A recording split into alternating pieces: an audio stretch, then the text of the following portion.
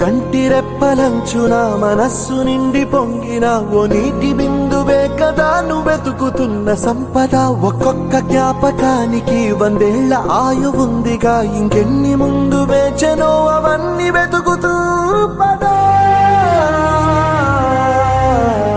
మనుష్యులందు నీ కథ మహర్షిలాగా సాగదా, మనుష్యులందు నీ కథ మహర్షిలాగా సాగదా.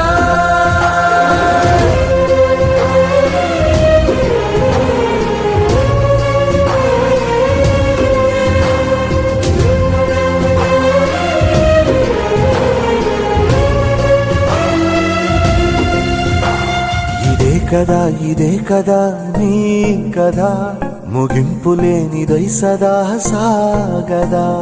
ఇదే కదా